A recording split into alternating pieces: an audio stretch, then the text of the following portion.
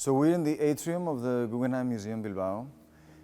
This is a place where visitors can choose their path in the museum.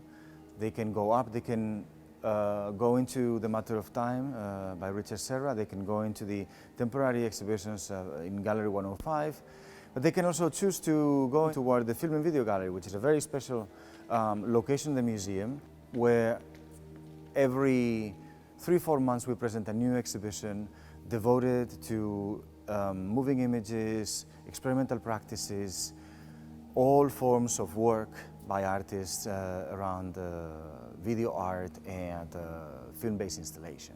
At this moment we have an exhibition of William Kentridge, but many have been the artists presenting work in this gallery, and now I'm going to guide you through a little bit of the history of this program that has been occurring since 2014.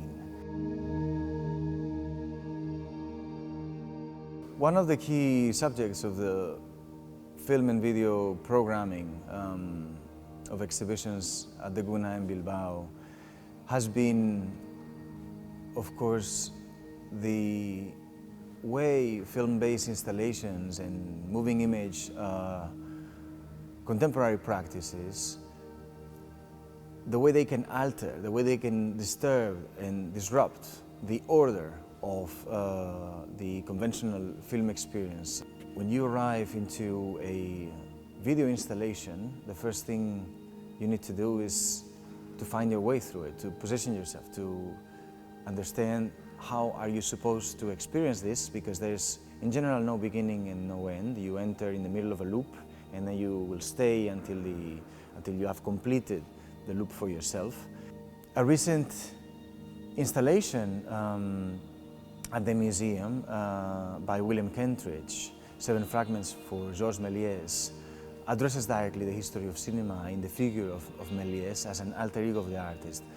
Kentridge worked in his studio as almost like a space for special effects production, but also for alchemy, and all that was based in very traditional drawing and graphic techniques. So it created the work produces a wonderful connection between traditional visual media and the materiality of drawing, of graphics, and film history, and how it reaches the moment in history we are right now.